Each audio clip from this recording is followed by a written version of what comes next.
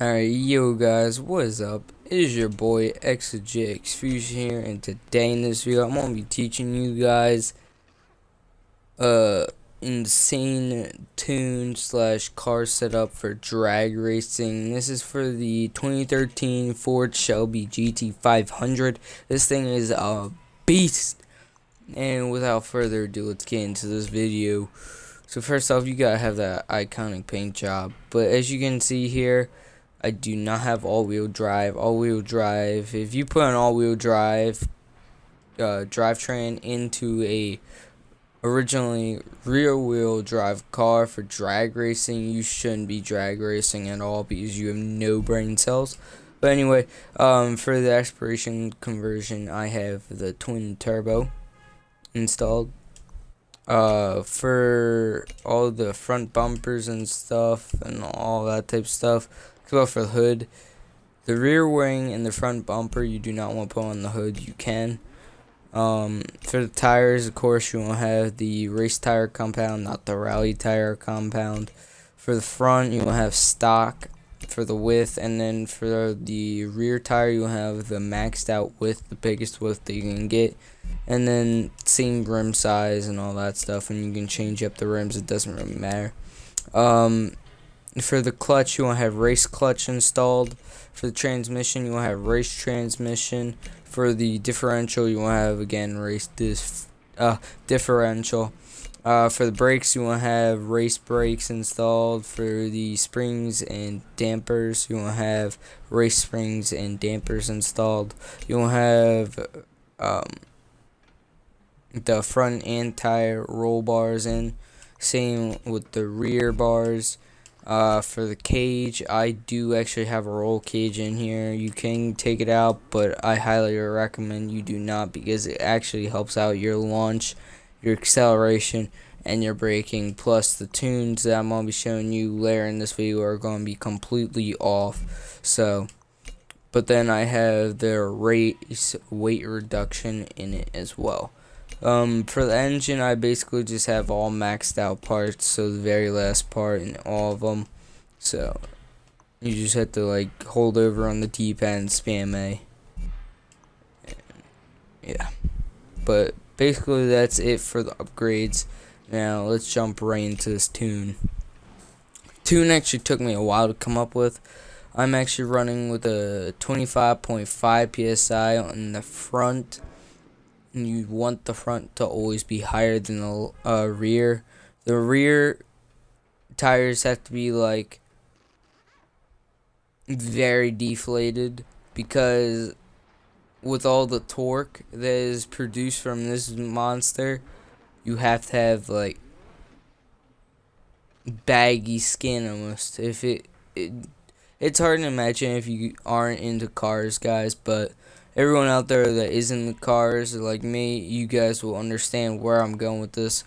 But anyway, for the final drive in this car, you want to have 2.51. For the first gear, you can have 3.10. For the second gear, I have 2.17. For the third, 1.64. Fourth gear, 1.30. Fifth gear, 1.08. And for the sixth gear, I have 0.93. And again, guys, you can go ahead and change these up a little bit. But for the camber alignment, I have for the front negative 2.1, and for the rear negative 1.8. For your toe, you can have in the front either 0 or negative 0.1. I'm going to keep it at 0. And then for the rear, you will have negative 0.2. And then for the front caster, you will have a 6.1. For the anti-roll bars, you can, these don't really matter that much as long as you keep the rear lower than the front. But I do have 2.8, and then for the front, and then for the rear, I have 2.2. For the springs, this is very, very important. Alright, yeah, my bad, guys. For the front, you want to have around 700. For the rear, you want to have 56.2. For the ride height, you can mess this around with this, but keep the rear higher. But actually, I'm gonna change it up. And put the front at 6.2 and then the rear at 6.3. But guys, you also can go with the ones that you just saw on the screen of the ones that I changed around. For the front, rebound stiffness, you want to have 9.3. For the rear, you want to have 8.6. For the bump stiffness, this doesn't really matter because we're drag racing, and if you're drag racing on a hill, then that's something that you should take account for. But anyway, for the front, I have 7, and then for the rear, I have 6.6. For the arrow, that doesn't matter because we didn't put any stuff on it. For braking force, we can just keep that at 100. Same with the top one. For bounce, you can keep that at 50. For the differential, you can have that around 80 to 90 if you're using manual like I am. But if you're using manual, it doesn't really matter. I think, keyword there, I think, you can have it on 100. For differential, that doesn't really matter that much. But, yeah, let's get into the drag race. Okay, guys, we've just arrived.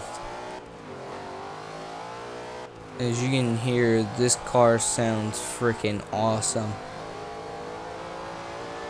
But I definitely recommend you use this car out of any other car, as long as the kids aren't being bums and like showing up in a Lambo or a Porsche 19, or not 19, 918 Spider. But otherwise, you definitely want to go with Shelby GT500 because not only does it sound good and it intimidates your opponents.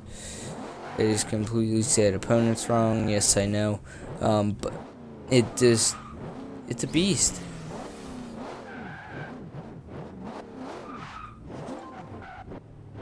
And the thing I have noticed, this thing might not be good in like close range drags, but like in a mile, this thing will crush any car. Even if it gets out ahead, do not back down, guys, because this car will catch up. Like earlier this morning, I was actually, I was racing a Audi R8 maxed out, and this thing actually caught up to it, so that's pretty cool. But without further ado, I will have the time somewhere on the screen for you guys, and if I can't get on the screen, I'll just tell you. But yeah, let's get this drag race going. Alright. A little bit of wheel spin off, but luckily it didn't curve, so that's good. And bad news is that there's someone in the middle of the raceway, and that is gonna be bad. But we are booking it. You have arrived at your destination. And by this time now, if I don't already have the time up on the screen, I will have it. But yeah, guys, that basically sums up this car. This car is a beast. I highly recommend you get it. And it is a lot cheaper than most drag cars. With all the upgrades and stuff that I put into it, I would say it costed me around under $125,000, so that's pretty cheap for a drag car, as it only does cost $55,000 to obtain, and if you want to go token route, is under 100, so that is pretty darn good for people out there that do not have a lot of money like me. But yeah, guys, please drop a like and subscribe, and I'll catch you in my next video.